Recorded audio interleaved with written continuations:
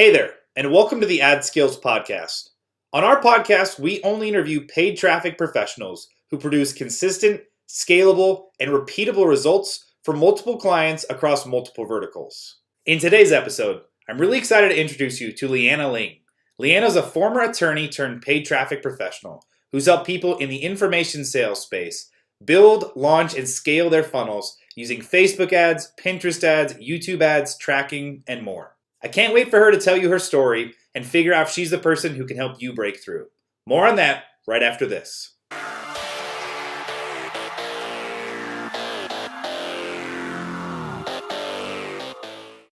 All right, Liana, thank you so much for joining me tonight. I'm really excited to have you here. I'm so excited, just to kind of talk about your background as an attorney getting into media buying. I think it's such an amazing story.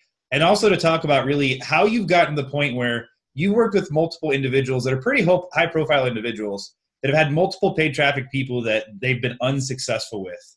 And then you came in, this former attorney that's got this legal way of thinking and creative background that has actually helped them. You've earned their trust so quickly through your work with Facebook ads and your tracking to help them get up to speed. And now you're taking them to other ad platforms. So I'm really excited to chat with you and help our listeners really get to know you on a deeper level. But before we dive into that, can you just kind of talk us through the story of where you were before media buying, what got you into it, and really the things that kind of make you excited about it on a daily basis? Sure, thanks. And by the way, thank you for having me. Yes, I know it's really interesting. I usually tell people, please don't hold it against me that I'm a former attorney, but I actually practiced litigation and corporate law for about 10 years before I became a full-time entrepreneur. And where I started in digital marketing was actually SEO. And I dabbled a bit in, Google AdWords at that time. And then it actually evolved into organic social media. And I kind of became known as helping B2B businesses with organic social media. And really how that started to move me more towards paid media was just the frustration about getting results. Because I don't know, I'm sure as you've experienced, and maybe as some of our listeners have experienced, when you just only do organic, you are spending 24/7 creating content upon content upon content, putting it out there, and it just seems to take forever and a day, right, just to get any type of results. And so when you go to paid advertising, it's almost like magic when you compare there. Yes, or I still think organic is important as part of the foundation, but when you get to a point where you can say, okay, I can spend $20 and make $100, then it's just a matter of how fast can we do that and how much can we spend right now. Absolutely. We call it pouring fuel on the fire, right? So exactly. you have to have that great content to be successful, but the paid allows you to accelerate and scale in a very sustainable way. So I'm with you 100%. Yeah, exactly. And so that really made, obviously, my clients a lot happier. And as I said, especially the B2B space, in some places, the sales cycle is quite long, but they still, everybody's always impatient to get results. So that was really where the magic happened, where I started taking a look at that again, because I was just trying to figure out a way, how can we get faster results? And also, if any of you are working in organic social media, you realize that one of the biggest challenges is measurement. Mm-hmm. I know that's something near and dear to your heart too, right, John? Yep. And it is challenging still to measure organic social media results. So yeah, I was looking for something that had that social component, but was much more measurable than, enter in Facebook ads, Instagram ads, those types of things. Yeah, and so that's kind of, I think such the big part of what makes you successful is you're a great advertiser, you're very creative, you come up with a lot of great angles and ways to help people spread their message. But I think what's really most impressive to me is the way that you came in and tackled tracking. Because it allows, people can come in and say, okay, I know I'm putting X amount of dollars out, but what am I, I can see at the end of the month, my bank account has gone up, which is what I care about, but what's actually leading to that success and how can I make sure that I keep investing in the right places? I think that's a huge component of what makes you so successful. Yes, I definitely agree with that. And it's actually very similar to how I would approach cases, right? If I had to go to court for litigation, what you're trying to do is you're not only just preparing your case, you're trying to anticipate what's actually going to happen. So when you're doing any type of advertising, what you want to do is you want to try and anticipate, but you also want to make sure that, yes, you're measuring and also that you're learning from any little thing that you're getting. And I think that's one of the things that a lot of people miss because they're putting stuff up. They might be measuring a little bit and then it might not work. And then they think, okay, I'm just going to go try something else. Whereas they don't actually look at the data and are able to say, okay, this data's telling me something. I remember I had actually spent some time with one of the, I think it was the analytics evangelist from Google at one point, and I'll always remember this. He said to me, Liana, your data should always tell you what your next steps are. And if it's not, you're not reading it properly or you didn't track it properly. And I've just found that to ring true all these years. Absolutely. So I think the big thing here is two things of what make you special. Number one, you can help people who don't have tracking get it in place. I think that's a huge one. But the second piece, and this is kind of relates, I love the show Suits. I'm sure you like it too because you're a former attorney. But Harvey Specter is so good whenever a curveball gets thrown his way, he can adapt on the fly, right? And I think that's part of what makes you great is you've been successful at understanding if a curveball gets thrown your way in the tracking, you did have this plan, but now you can adapt and help people move this direction based on what you're seeing in the numbers. So I think that's something that makes you very special and unique. Yes. Awesome. It seems like magic, but you're really just tracking. Yeah, absolutely. Well, that's awesome. Well, I'm so glad that people got to know a little bit about you. I love the fact, can you talk, you told me a little bit about your creative side. So you said that you were kind of in the performing arts piece. So can you just talk a little bit about that and how that really has helped you on the advertising sides of things? Yeah, sure. So, I do have this logical side of me, right? Which again, I bring to that table that I'm always thinking, how do I get ROI? And, what is the data telling me? But whenever somebody asks me, hey, what's a little trivia about you? I always tell them, well, you may not know this, but I was a concert pianist for about 13 years. And in that time too, I actually also studied the harp and even studied with, one of the principal harpists of the Toronto Symphony Orchestra. So I have this sort of artistic side, if you want to call it, but I really do believe that music in some way just really opens up another part of your brain. And when I pair that together, it really helps me to think outside of the box, I think. And it's also fun, right? I think all of us kind of need an outlet. And one of the things that I just love is just spending some time thinking outside of the box. Also, what are the different creatives that you can bring to the table? But I marry it together because I'm not an artist. So what I'd like to do is I rely a lot on templates and just breaking things down. So I need to systematize it in order to create creativity. So like how Justin Brick will always say, the eye is always drawn to diagonal lines. So I have actually a set of rules like that I match with creativity. And that way I'm able to create a lot of really compelling imagery that seems to work so far across all different types of mediums. That's awesome. So yes, and I think that's that piece you talk about where you match a little bit of a sandbox with your creativity. So it allows you to play, but you're also very effective with it. Can you give our listeners an example of, recently, I know you can't mention client names, but how have you taken some of your creativity and helped to build winning ad creative? I just want people to kind of understand what your superpowers are. Sure. So actually, I think there's two things that I think would be interesting for people. So first of all, with creative, one of the ad campaigns that we were running, and it's actually for a branding funnel. She had actually had a couple of different people try it, and that just seems to be, I don't know why it follows me around, but I seem to come in where people say, oh, I've tried all these different advertisers and I've almost given up and I'm trying you, and now, I see the light. So she actually had come in, hadn't seen a lot, and what I noticed was the previous person had actually spent quite a lot of time doing a lot of those, overly designed, they have a lot of overlays, and they looked beautiful. So, but it wasn't working. And so what I did was I actually went through, and I often tell people to do this, is figure out what the avatar is, figure out what the target market is. And one of the things I do is I'll actually go and try and find those people on Facebook and see the type of stuff that they share. As one of the things I like to try and do is make it very natural. I think that your ads actually perform better when they find that balance of they kind of they disappear into the feed, like they don't stand out as an ad, yet they are still an ad, right? Like they have to capture your attention. So I'll look for very natural looking pictures like that. But then again, I will match it up with some of my little rules I have. So I always look for diagonal lines.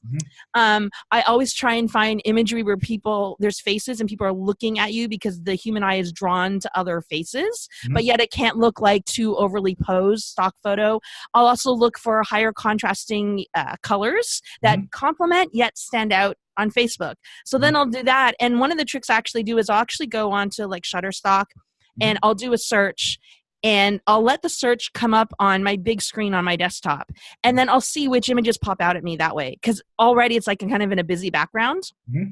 And then I'll take those, and I often find that just those more natural imagery do tend to beat out the sort of like the overly designed ones, because I think they just look like they just blend into the feed. So I'll do that. And I'll also, by the way, I will test 2 different pages. I like to test a page with the person's name. So maybe it's the CEO or something, and then the brand name. And then with the CEO person, again, what I find is people often, they're not going to admit it, but they might think, oh, maybe this is somebody that I forgot I'd friended a while. And then they actually notice what they're posting, because most consumers don't notice the little word sponsored when it flows to their feed on Facebook. Yeah. So I'll do things like that. I'll still experiment with, I think, the sort of like design stuff, but I just find that more and more it's the natural stuff. And then you just start layering other things, like videos, another big thing that I started doing. And I just love doing that because you can get really creative with it. But I just use really simple templates and just let your creativity go with the images and the background and stuff. But I just pick a template and then you just run with it. And those ads can sometimes also outperform the image ads too.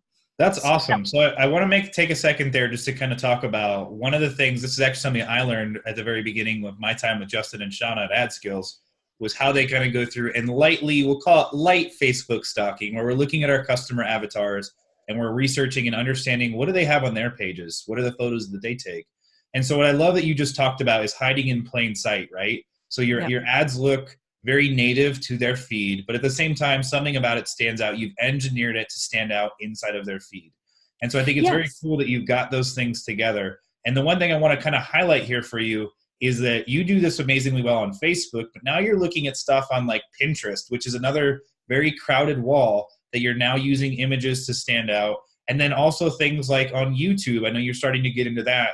Now you can construct videos that, once again, look somewhat native, but also stand out. So I think this is the piece that makes you so special, is you do your research, you understand customers, you're putting together great creative, and you're able to track what's working. That to me is kind of the art and the science of what you're doing that can marry things together. It's where the musician and the lawyer come together in your brain. I think that's something that just makes you very special. So I'm glad that you shared those things. Thank you so much. Sure, you're welcome. Awesome. Just to close the loop there for that campaign for the branding, what I think might be interesting to people just to know is we ended up with actually pictures of desks, because we found that her audience was women and they were just really into that. So I just found a pretty picture of desks, and it had sort of these Chinese lanterns on it. And her CPA went down to like $1 per opt-in for a business audience, which is crazy, right? That's amazing. I love that. It's incredible that you found and engineered your way to the point where you find something really abstract that works. That's incredible. Thank you very much for sharing that. Sure. So before we get to kind of the brag-worthy campaigns and really what you're working towards, can you just take a second here and talk about how AdSkills has helped you reach this level of success? Oh, definitely. I'd love to.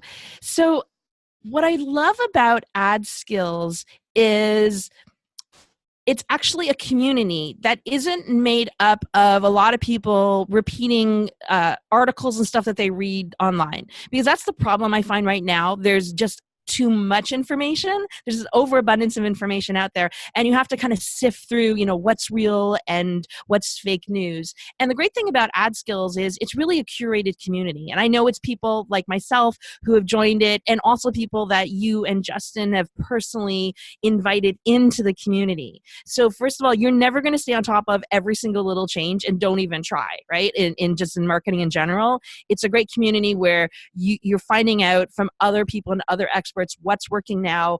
You're getting heads up of different changes coming through.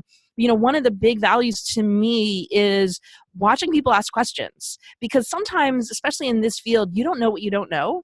And you may think you're doing really well, and somebody will post, maybe they're having a problem with something, like a weird error happens, or they just have a unique situation. And then you realize, wow, I didn't realize that. And it's actually happening to me too. Or maybe that's a question I never even thought to ask. Then I learned something new that I can apply, to some of the campaigns. So that's what I love about it. And then thirdly, it's really valuable to me too, because out of I've I've been around to a couple of different masterminds, and I'm very purposeful about which ones I join. And I can tell you that the AdSkills community has generated more profit for me than any other mastermind that I've ever joined. And the reason is that there's just been some amazing collaboration in there. I've gotten leads, I've gotten clients, I've gotten friends from it. Hands down, it's generated the most profit for me than any other mastermind. Well, that's awesome. We're really glad to hear that. Thank you so much for sharing. And just for people that are getting into media buying, this is something that's important to us, is to really understand that we're a family, right? That's at the end of the day is, I know it's easy for people to say that, but I love whenever we, like you said, we invite some people in, and it's so cool when we have an expert. I just added a couple more today, the native field guy that spent $100 million on YouTube. It's just incredible to hear them come in and say, hey, this is a really cool community that you've built. And so thank you for being a part of it. We're really excited that you're a part of it and that we're able to produce results for you. So thank you again. My pleasure. Cool. So let's get to the good stuff. Let's talk about some of your brag-worthy campaigns. And I just want, I want to talk a little bit here. Facebook is a topic that a lot of people know, but something about in paid ads. I love when I walk into a building and everyone's like, oh yeah, I bought Facebook ads before. And I don't think people have ever done it at your level. You're working with some really big names, doing some really big launches. But I also want you to talk a little bit about how you've earned their trust, and now they're looking at other ad networks because you have that currency of trust, which is the most important thing in media buying. So I'll be quiet and let you talk. Okay. I love how you want to start off with trust, because I think a lot of other people want to jump to sort of the sexy part of it. What are the results, and what creatives did you use, that type of thing. And I agree with you. It really to start with building rapport and trust with your clients. And I'm definitely used to that, obviously having a background of being an attorney and having clients listen to me and things like that. But I really come at it from an ROI perspective. So the first thing I'll do is I'm going to be asking some hard questions from people. Is I'm not the person who comes in and says, oh, everybody's using Insta story ads, we should just do that too because everybody else is. I really want to find out what's the avatar, what's working, and let's do what works, and possibly set aside a little bit of the budget to experiment. And so let's get you some results first. So I'll take them through different phases. Let's get some results, then let's start to scale it up. Then they're really happy. And I think that's why what happens is I come in after all these other people have come through, and it's just because of that approach, I'll get more results. They're ecstatic at that point.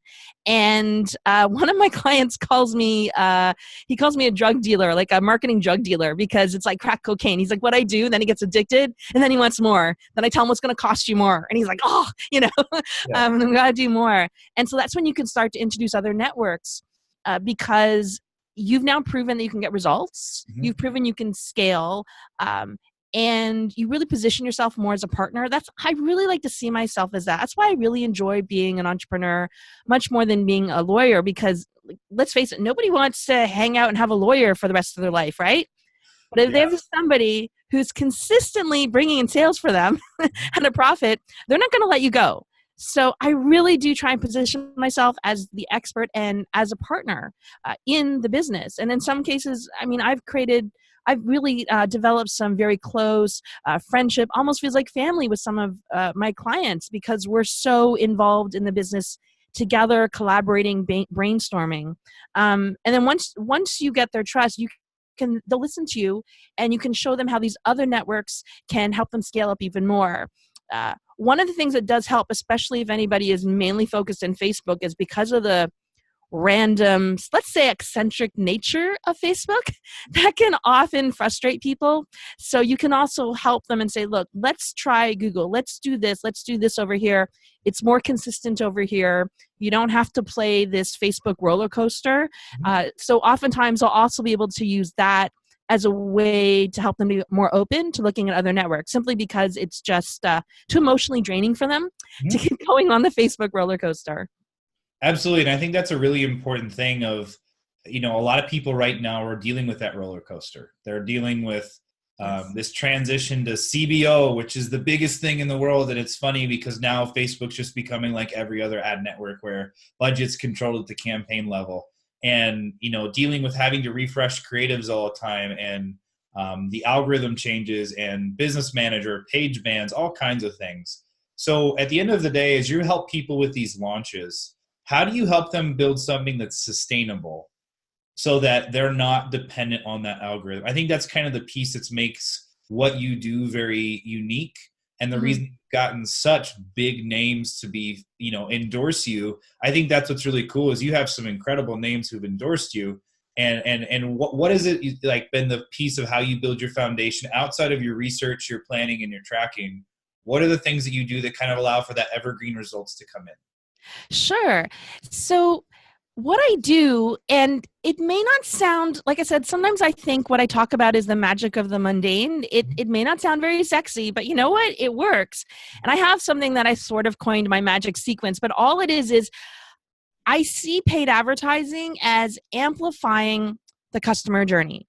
And if you take a look at any training out there that talks about customer journey, what do they talk about? They talk about, some people say it's like dating. Some people say it's like making friends. You're warming people up and you're getting them to know, like, and trust you so you can put offers in front of them. So I never understood why paid advertising wouldn't work that way either. I never understood why the whole world talks about that in terms of your organic marketing. Why do so many people in paid ads, at least for the spaces that I am, where it's more like information marketing, you're selling higher end products, why do they want to just start and jump the queue there? And then they're shocked that it doesn't work. So what I do is, my go-to is I actually work to build up a warm audience. And I also make sure that the messaging that we're putting in front of them pre-frames them properly for the sale. So again, going back to sales basics, going back to marketing basics, right? Putting videos, putting blog posts, putting issues and problems in front of the cold audience that will pre-frame them so that they will be problem aware and then somewhat brand aware when you put offers in front of them. So one of the people that I am just completely honored to be working with is John Benson. And that's one of the things I did when I came in. And it was pretty intimidating because I know he had some other really big people who also worked with him as well. But I got in there, and that's the first thing I did was I got results from him because I'd created this warm audience. And then I targeted it. At first, they were all, him and his team were very going, I don't understand. What are you doing here, right? I said, trust me. Like, let's just try this out here. And that's what worked. And I just, across different industries, like I've worked in dating, weight loss, sales, branding, information, marketing, all that kind of stuff. I find that 9 times out of 10, that works. There's only one client where it doesn't work in a really big way. And that's because her message is she is so connected to her audience. It's incredible. She services teachers. And what I find is that she's so connected with her audience. She tells me what are the buzzwords, what are the images that work. And for her alone, I can put her stuff in front of cold audiences and it'll sell like hotcakes. Okay. Because her offer is just so good. But everybody else, I just find that following that, just mirroring the customer journey is something that works regardless of what happens to the algorithm. I mean, of course, I'm testing cold audiences as well, but they never perform as well and they never buy as well as that warmer audience if you pre-frame them properly, though. Like, so you do need to kind of think through what they're being exposed to. Totally. So as you said, John Benson's a huge advocate of yours, a great name to have as someone who backs you up. So as people are looking in the information space of saying, okay, I really like Liana. She's understands tracking. She understands creative. She talks about the customer journey. Those things are very important. How can she help me continue to grow my business? Let's say they already have somewhat of a warm audience. How do you help people attract more cold audience clients and really build them into that warm audience? I think that's the big piece here is the different ways you're helping kind of get them. I call it the sphere of influence. How are you helping grow those? I can see you have a big grin. So you have a great answer to this. I just want to make sure this is something that people understand this is what you're really good at. Yeah, this is almost the most fun part of it for me as well, because once you know what you want to expose them to, then there's a lot of different really creative ways you can get them in. First of all, obviously having some type of organic presence. I mean, we talked about it a little bit. I know, paid ads it's great. It gets you results really quickly. But I have found in general that if somebody is completely cold on organic, like they're doing nothing that it really does affect it. Just makes the paid ads more expensive. It's just harder to work. But yeah, there's a couple ways I do that. So number one, I'll do video. So we'll just do video views. We'll have like a series of videos, and you can do some kind of like crazy retargeting if you want to, like video one, and then 25 people who watch 25% of that, they get sort of the next video. And then like you're doing a whole bunch of exclusions to basically take people through almost a video funnel with ads. And then you match them up with an offer. Other ways that I really like to do too is I actually like to put blog posts in front of a cold audience and build that up. I also like to have them take blog posts and test out like webinar titles, like any of the offers they want to do. I'll say, write a blog post about it. Let's test it out. And now you know what's actually going to work there. And another thing I really love to do, which is kind of sneaky, is I like to use software like Birdsong or Sniply. So what it does is it puts an overlay on top of any link. And a lot of times you can actually embed your pixel in there. And some of them even have it so that you can put your call to action there and actually get emails. So I will go search for popular articles in the space that we're looking for. And I'll make those as content ads in Facebook. So they're super cheap. People click through like crazy. You get a ton of engagement. And I'm pixeling them as well with somebody else's article who already did all the work for me. Yeah. And I've gotten some really, like we did one campaign where I did that, and we actually sold an online conference that was between like $100 and $200 based on when you bought it. And we made like multiple six figures. And it's because I had built up this huge audience of people who had clicked through very specific articles that we had put through. And again, we didn't write any of them. We just put the overlay on it, pixeled them, and retargeted that audience. And I was checking the data before we got on. It was a $10.91 CPA per purchase. Wow. For $100 to $200 sale. That is incredible. Yeah. Crazy, right? But that's all that other work we did ahead of time just helped. And like the click-throughs on the content, because it's just content and I just make it sound very natural. Something like, hey, great information, bookmark this here. So it's like you said, it hides in plain sight. Those were getting, you'll get maybe like 5 cent, 6 cent click-throughs. I'll even take 15-cent ones because they're obviously showing interest in something that's related to what you are going to offer them. That's incredible. Well, I love the once again, it goes back to creativity of what makes you great is you think outside the box. The other thing we were talking about on YouTube, I know you said that's a channel that you're starting to get into. And one of the things that we kind of discussed was, you've talked about people have this big presence on Facebook. A lot of people now want to get over to YouTube. And so utilizing what are called ad sequences, it's a newer format on YouTube where you can string together videos just like you can on Facebook. And now you can get these subscriptions over on YouTube. So once again, building that audience, moving it channels. Those are the things that you're doing that I think a lot of people just aren't thinking that way yet.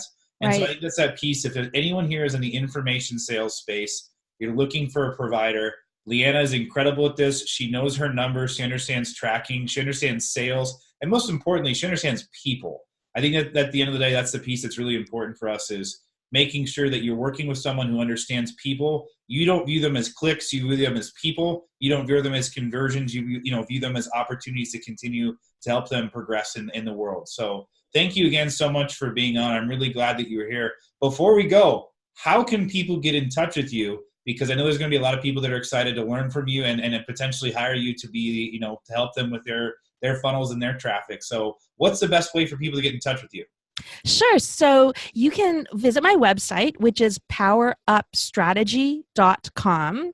And you can also email me at liana@powerupstrategy.com. That goes directly to me, not through any AI or VA or anything like that. And my name is Liana, so just one N in the middle, at powerupstrategy.com. Awesome. Well, I'll make sure to have the links down below in both YouTube and all of the podcast stuff that we're putting out. So thank you again for the time. It was awesome having you. And we'll talk again soon. Great. Talk soon. Thanks. If you found this tutorial helpful, make sure you click on the subscribe button on the screen right now. Also, if you'd like to join the Daily Edge and get the daily dose of what's working in paid traffic and tracking, you can text Daily Edge to 44222.